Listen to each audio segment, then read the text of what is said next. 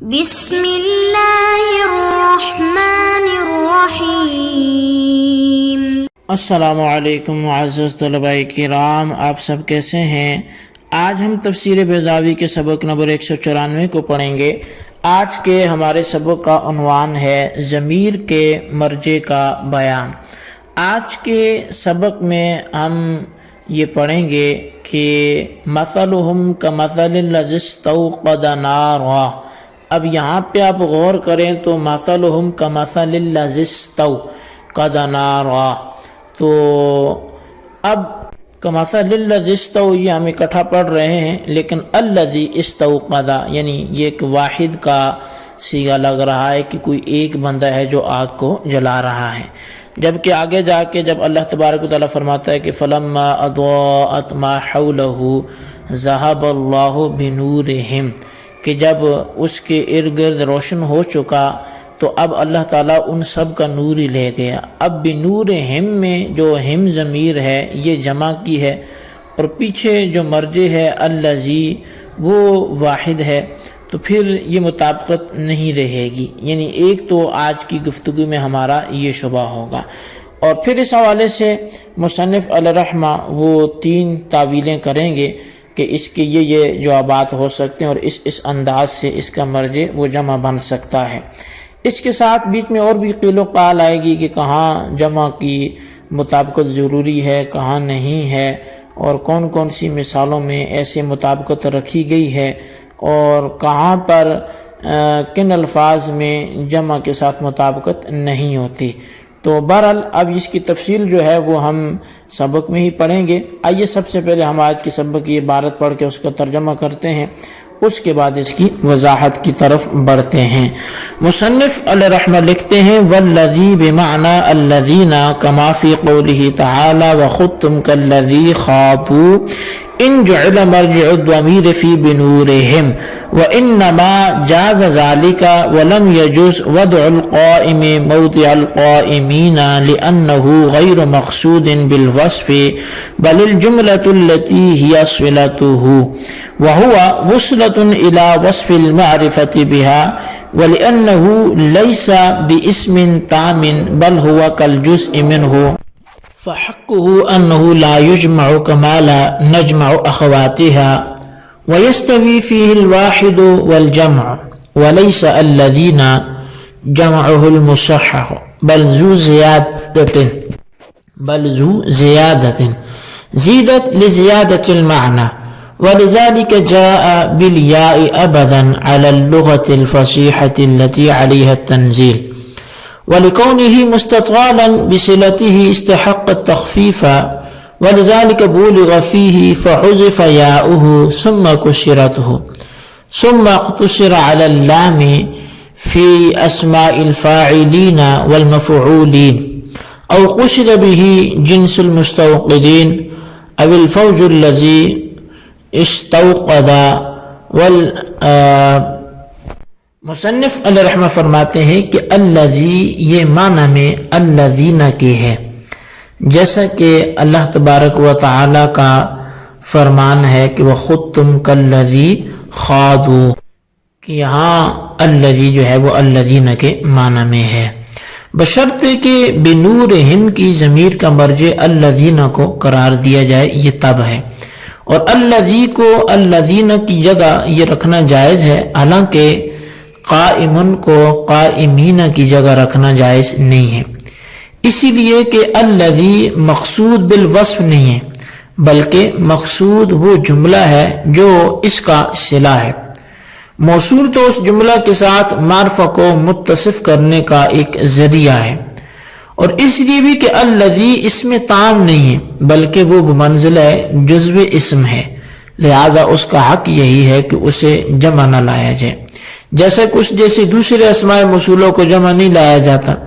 اور الذین الذی کی جمع سالم بھی نہیں ہے بلکہ یہ زیادتی معنی کے واسطے نون کا اضافہ کیا گیا ہے۔ یہی وجہ ہے کہ اس فصیح لغت کے اعتبار سے کہ جس پر قرآن نازل ہوا ہے ہمیشہ یا کے ساتھ وارد ہے، اور اس لیے بھی کہ الذی اپنے صلہ کی وجہ سے طویل ہے، لہذا تخفیف کا مستحق ہے، اور اسی وجہ سے تخفیف میں مبالغہ کیا گیا ہے۔ چنانچہ اسم فاعل اور اسم مفعول میں الذی کی یا اور زال کو کسرہ کے حذف کر کے مع کسرہ کے حذف کر کے صرف الف لام پر اکتفا کیا گیا، یا پھر الذی سے مراد جنسی مستوقدین ہے یا جماعت مستوقد مراد ہے۔ جی طلبہ کرام، یہ تھی ہمارے آج کے سبق کی عبارت، اس کا ترجمہ اور اس کی وضاحت اب ہم سنتے ہیں۔ دراصل جیسے میں نے شروع میں کہا کہ یہ الذی کو مرجع بنانا بنورہم کا، تو یہ ایک بہت بڑے سوال کا جواب ہے یہ پوری ہی عبارت، اور اس میں پھر ضمن اور بھی کئی سوالات پیدا ہوتے رہیں گے۔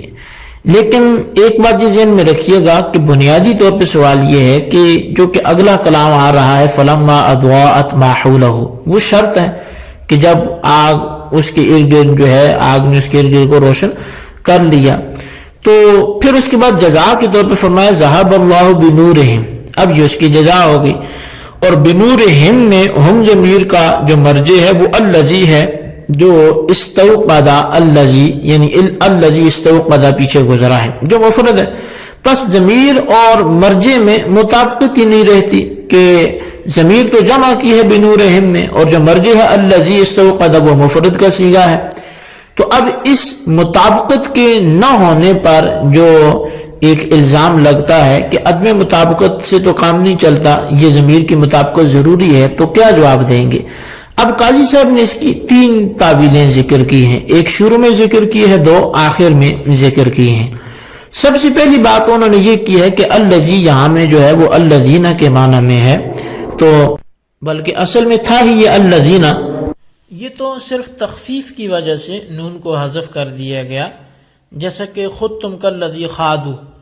اور الذی جاء بالصدق